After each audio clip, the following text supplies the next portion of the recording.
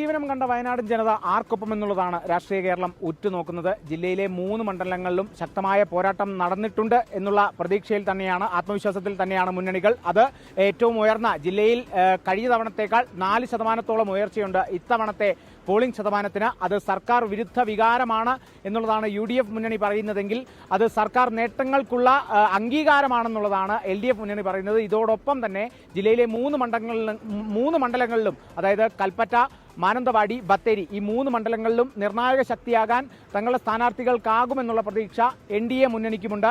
ഞാനിപ്പോൾ നിൽക്കുന്നത് SKMJ ഹൈസ്കൂളിന് മുമ്പിലാണ്. ഇവിടെയാണ് കൽപ്പറ്റ മണ്ഡലത്തിലെ വോട്ടുകളെല്ലാം എണ്ണി തുടങ്ങുക. നാളെ 8 മണിയോടുകൂടി തന്നെയാണ് വോട്ടുകൾ എണ്ണുക. സുൽത്താൻ ബത്തേരി മണ്ഡലത്തിൽ അത് സെന്റ് മേരീസ് കോളേജിലും, മാനന്തവാടി മണ്ഡലത്തിൽ അത് സെന്റ് പാട്രിക് സ്കൂളിലുമാണ്. എല്ലായിടത്തും വേണ്ട ഒരുക്കങ്ങൾ, വോട്ടെണ്ണലിന് വേണ്ട ഒരുക്കങ്ങളൊക്കെ തന്നെ തുടങ്ങിയിട്ടുണ്ട്. 8 മണിയോടുകൂടി തന്നെ നമുക്കറിയാം ആദ്യം പോസ്റ്റൽ വോട്ടുകളാണ് എണ്ണുന്നത്. പിന്നീട് 8:30 തന്നെ EVM വോട്ടുകൾ എണ്ണുന്നത്. സ്വാഭാവിക നടപടി എന്നോണം പോസ്റ്റൽ വോട്ടുകൾ 8:30 തന്നെ എണ്ണിക്കഴിഞ്ഞില്ലെങ്കിൽ പിന്നീട് EVM വോട്ടുകൾ എണ്ണുന്നതിനോടൊപ്പം തന്നെ തപാൽ വോട്ടുകളും ഒക്കെ തന്നെ എണ്ണുമെന്നുള്ളതാണ്. 800-ലധികം പോളിംഗ് ബൂത്തുകളായിരുന്നു ജില്ലയിൽ ഉണ്ടായിരുന്നത്. കൽപ്പറ്റ മണ്ഡലത്തെ സംബന്ധിച്ച് മത്സരം അത്രത്തോളം കടുത്തതാണ് എന്നുള്ളതും കൂടിയാണ് മനസ്സിലാക്കുന്നത്. നിലവിലെ MLA ആയ T സിദ്ദിഖിന് വലിയ സാധ്യത, വലിയ ഭൂരിപക്ഷം പ്രതീക്ഷിക്കുന്നു UDF മുന്നണി. എന്നാൽ LDFന്റെ സ്ഥാനാർത്ഥി, ഘടകകക്ഷിയായ RJD സ്ഥാനാർത്ഥിക്കും വിജയപ്രതീക്ഷ ഒട്ടും കുറവില്ല. അതോടൊപ്പം തന്നെ ബത്തേരി മണ്ഡലത്തിലേക്ക് പോവുകയാണെങ്കിൽ ഇത്തരത്തിൽ IC ബാലകൃഷ്ണൻ, UDF സ്ഥാനാർത്ഥി IC ബാലകൃഷ്ണനെതിരെ നിരവധി ആരോപണങ്ങൾ ഉണ്ടായിരുന്നെങ്കിലും കഴിഞ്ഞ തവണത്തെ ഭൂരിപക്ഷം തന്നെ ലഭിക്കുമെന്നുള്ള പ്രതീക്ഷയിലാണ് UDF.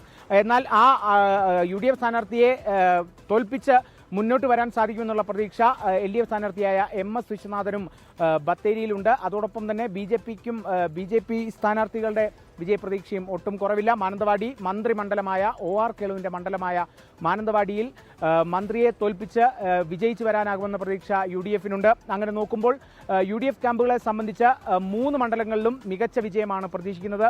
LDF ക്യാമ്പുകളെ സംബന്ധിച്ചും വിജയപ്രതീക്ഷ അത്രത്തോളം തന്നെയുണ്ട്. സർക്കാർ ടൗൺഷിപ്പ് അടക്കം ഉയർത്തിക്കാട്ടിക്കൊണ്ടുള്ള പ്രചരണം അത് സർക്കാരിന് അനുകൂലമാകും, LDFന് അനുകൂലമാകും എന്നുള്ള പ്രതീക്ഷകൾ കൂടിയാണ് LDF വെച്ച് പുലർത്തുന്നത്. എന്തായാലും ഇനി ആർക്കൊപ്പം, വയനാട് പശ്ചിമഘട്ടത്തിലെ രാഷ്ട്രീയക്കാറ്റിന്റെ ഗതി ആർക്കൊപ്പം എന്നുള്ളതാണ് നമുക്ക് പ്രധാനമായും കണ്ടറിയേണ്ടത്. LDFന്റെ പ്രതീക്ഷകൾ അത്രത്തോളം ഉണ്ട് എന്നുള്ളതും കൂടി ആണ് നമുക്ക് മനസ്സിലാക്കാൻ സാധിക്കുന്നത്.